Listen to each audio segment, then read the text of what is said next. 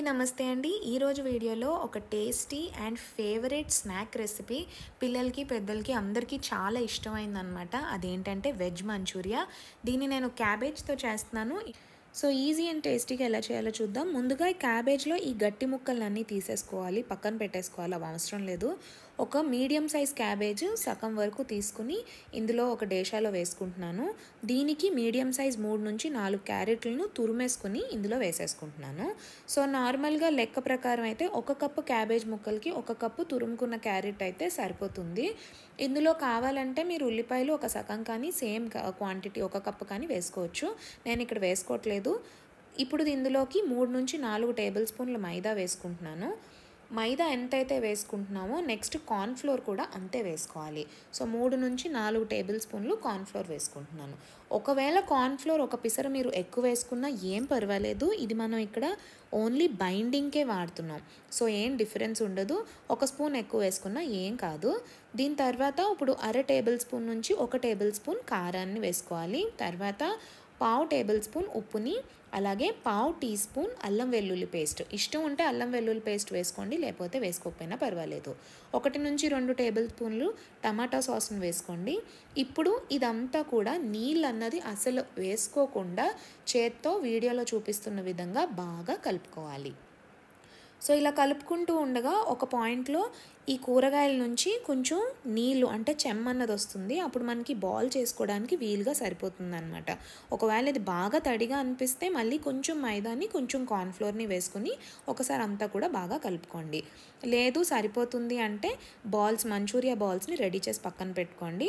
ఇప్పుడు పొయ్యి మీద నూనెను పెట్టుకొని మీడియం హీట్ వచ్చిన తర్వాత ఇందులో మనం బాల్ వేసుకుంటే అది విరగకూడదు, అదే మనకి లెక్క అనమాట। సో మన మంచూరియా అన్నది కరెక్ట్గా ఉన్నట్టు సో ఒకటి తర్వాత ఒకటి అన్నీ వేసేసి వేపుకోవాలి। ఒకవేళ విరిగితే కొంచెం కార్న్ఫ్లోర్ని మైదాని వేసుకొని మళ్ళీ కలుపుకొని బాల్స్ చేసుకొని వేసుకోండి।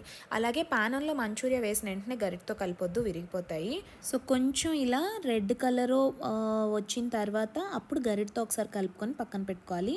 ఇప్పుడు ఒక గిన్నెలో 1 నుంచి 2 టేబుల్ స్పూన్లు కార్న్ఫ్లోర్ తీసుకొని నీళ్ళు వేసుకొని ఉండలు లేకుండా బాగా కలిపేసుకొని పక్కన పెట్టుకోవాలి। మంచూరియాలకి సాస్ చేసుకుంటున్నాము। ఒక ప్యాన్లోకి ఇందాక మనం డీప్ ఫ్రై చేసుకున్న నూనె 2-3 టేబుల్ స్పూన్లు వేసుకోవాలి।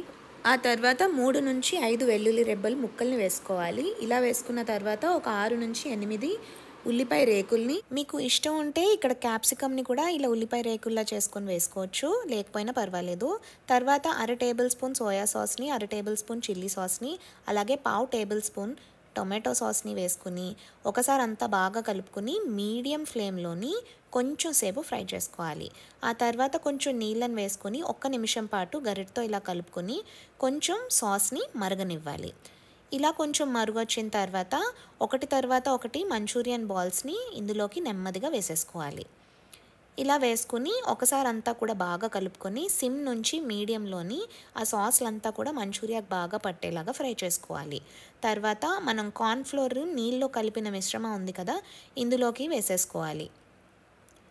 ఇప్పుడు ఇలా వేసుకున్న తర్వాత నెమ్మదిగా బాల్స్ని అంతా కూడా ఆ కార్న్ఫ్లోర్ మిశ్రమం సాస్ అంతా పట్టేలాగా కలుపుకోవాలి। గట్టిగా కలిపితే విరిగిపోతాయి, సో చూసుకోండి। అలాగే గ్రేవీ అన్నది ఎక్కువ కావాలంటే స్టవ్ త్వరగా కట్టేసుకోండి, లేదు నాకైతే ఇలా సాస్ ఉండనట్టుగా ఉంటే ఇష్టము కాబట్టి ఇంకొంచెం ఎక్కువసేపు మరిగించుకొని అప్పుడు స్టవ్ కట్టేసుకుంటున్నాను, అంతే। ఎంతో టేస్టీ, ఈజీ అంటే మరీ ఈజీ కాదు కానీ మోస్ట్ ఇంపార్టెంట్ హెల్తీగా మంచూరియాని ఇంట్లో ఇలా వెంటనే చేసుకోవచ్చు। ఈ రెసిపీని ట్రై చేసి ఎలా వచ్చిందో మర్చిపోకుండా నాకు కామెంట్ బాక్స్లో చెప్పండి।